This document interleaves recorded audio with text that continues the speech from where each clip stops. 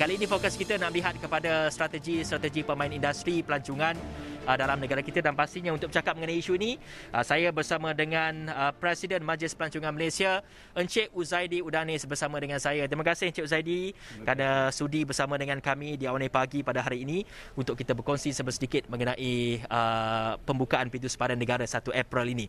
Mungkin Encik Uzaidi dapat ceritakan sedikit bagaimana agaknya respon ataupun reaksi pemain-pemain industri susulan daripada pengumuman kerajaan membenarkan pembukaan pintu sepadan, dan hari ini merupakan detiknya Encik Zadi. Terima kasih Hafizi. Sebenarnya hari ini hari keramat bagi kami. Hari raya bagi kami di industri pelancongan. Setelah 2 tahun apabila pihak kerajaan telah mengumumkan kita ni, Malaysia ni telah menuju ke arah endemik. Apabila menuju ke arah endemik ni, maka sempadan antarabangsa akan dibuka.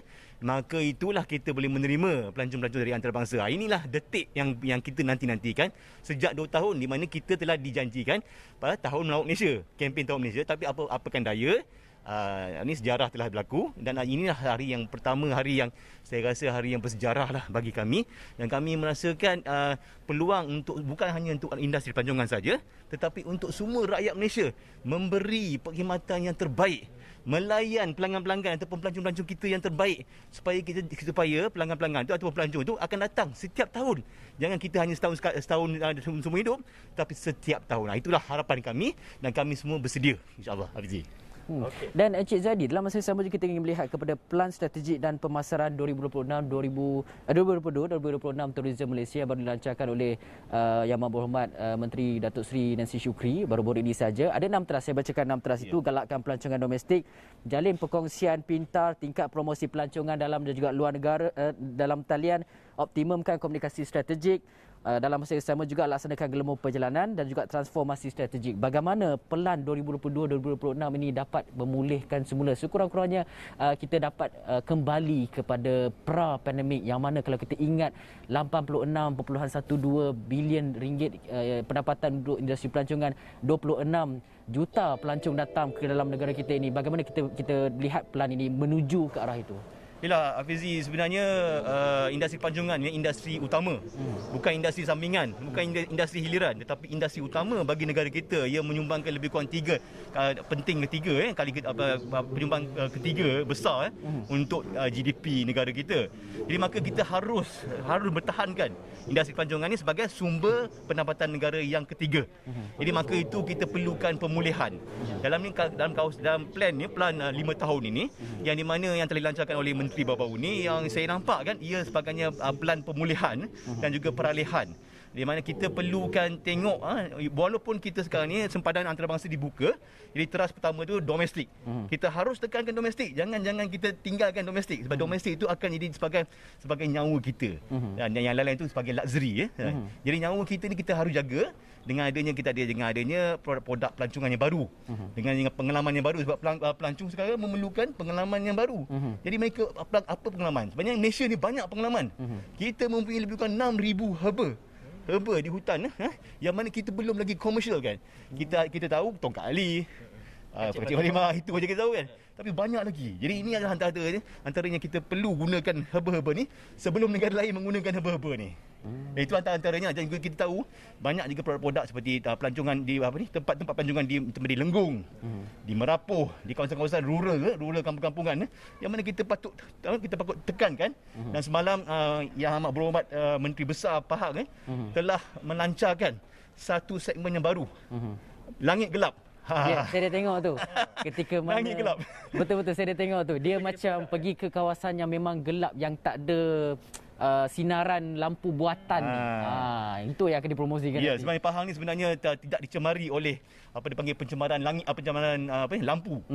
Kita nampak semua ada lampu-lampu kan. Tapi Pahang ni kita masih lagi maintain, terutama di Taman Negara, di mana kita boleh menikmati langit dengan bintang-bintang berkemilang. Kita take advantage tapi sebenarnya ada dia bawa balik ke zaman yang dulu-dulu, macam masa tak ada sinaran lampu buatan manusia ni kan.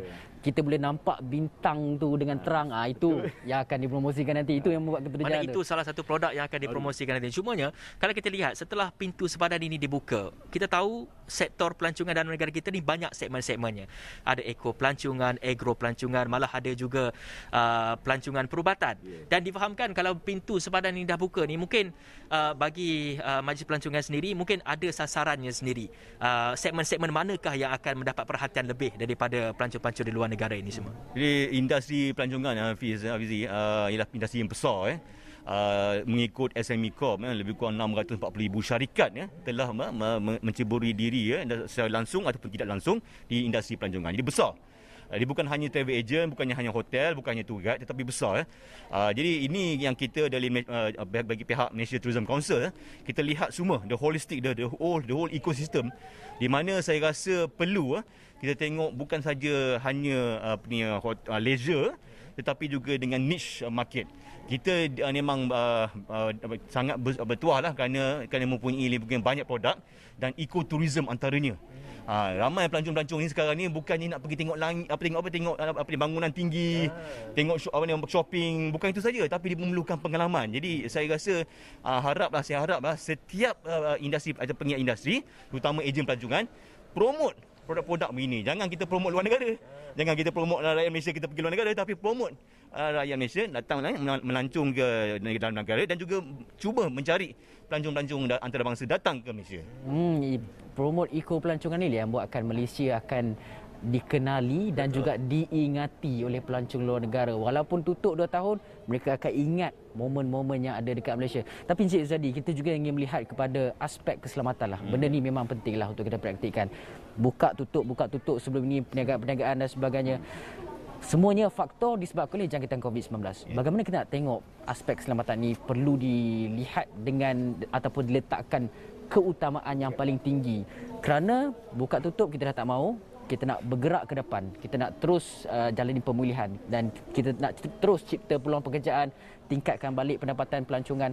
Bagaimana aspek keselamatan SOP dan sebagainya untuk memastikan bahawa penggiat industri pelancongan ini mereka peka di kala mana mereka sedang cuba meraih kembali keuntungan mereka, berpijak perlahan-lahan untuk pastikan mereka mematuhi aspek keselamatan ini. Yalah, itu antara industri yang sangat peka dalam aspek-aspek keselamatan ni, di mana penting ni jangan kita leka adalah industri pelancongan. Kita tahu industri pelancongan bergantung kepada pergerakan manusia. Dan apabila PKP dilakukan, maka pergerakan manusia itu terhad. Jadi kita terasa lah ada ramai yang kena masuk ICU lah, ada yang meninggal lah, apa kan, semua tu yang membungkus lah. Jadi industri pelancongan ni sangat peka dan mereka telah mematuhi dan mengamali SOP. Kalau kita lihat semua hotel, kita lihat semua homestay, kita lihat semua kawasan-kawasan pelancongan, mereka sangat-sangat mementingkan.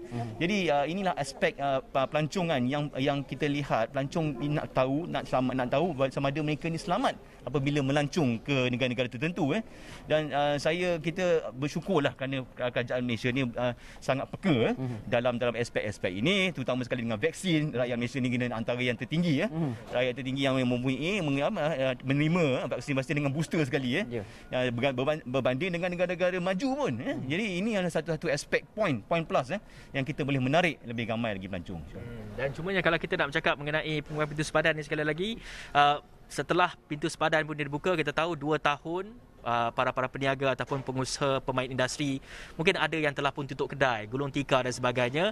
Apa harapan untuk mereka ni dibantu supaya kita tak naklah mereka dah ada produk tetapi produk itu tidak dapat dipromosikan, walhal produk itu amat menarik. Bagaimana agaknya mereka ni perlu dibantu dan juga boleh dibantu terutama oleh kerajaan dan juga oleh pelancong-pelancong dalam negara kita sendiri. Mungkin ada pakej rangsangan lagi ke? Itulah harapan kami.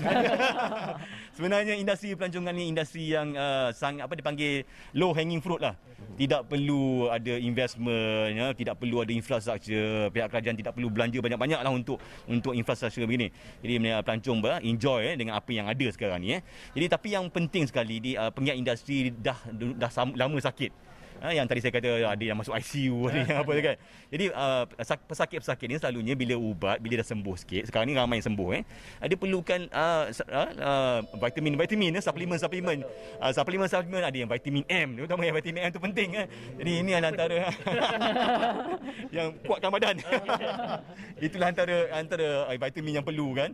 Dan saya kena tengok the whole aspect dari bawah konsep keluarga Malaysia ni. Saya haraplah semua pihak boleh bekerjasama. Kita fokus untuk outcome kita apa? Outcome kita untuk mendapatkan pelancong yang berkualiti, bukannya pelancong yang berkuantiti kualiti datang sini boleh belanja dan juga menyumbangkan pada sumber pendapatan sumber ekonomi Malaysia. Jadi maka kita tengok the whole picture ni. Semua pihak kena bekerjasama. Antaranya bank. Bank jangan kita anggapkan hanya bank profit saja. Kita perlukan nation profit. Nation profit kita tengok. Kalau syarikat-syarikat ni sakit, kita kasih sembuh sikit. Senang bersama. Susah bersama. Bila senang, senanglah kita nak serve pinjaman ke pembiayaan. Ini antaranya kerjasama yang kita perlu adakan. Dan saya harap semua pihak, bukan hanya bank saja, semua jabatan-jabatan, semua pihak. Kita tahu sekarang kita ada dikelilingi laut, tapi tidak ada satu cruise ship pun yang ada di Malaysia ni. Bagaimana tu? Jadi kita perlu rangsangkan. Dan juga kita tengok airport ni, kita perlu harapkan lebih ramai lagi, banyak lagi syarikat-syarikat penerbangan datang ke KLIA ni. Bukan kita harapkan airport-airport di luar negara, di Singapura ataupun di Bangkok, tapi kita harapkan lebih banyak penerbangan datang ke KLIA. KLIA ni mesti jadi hub utama di Asia Tenggara. Itu tekad kita, dan saya harap boleh bekerjasama dengan pihak Kementerian Pelancongan, Kementerian Pengangkutan dan juga kementerian lain untuk kita merealisasikan impian-impian kita. Kita mimpi satu. Bantal lain-lain tak apa, Aziz. Mimpi satu. Itu dah objektif kita, insyaAllah. Macam pernah dengar.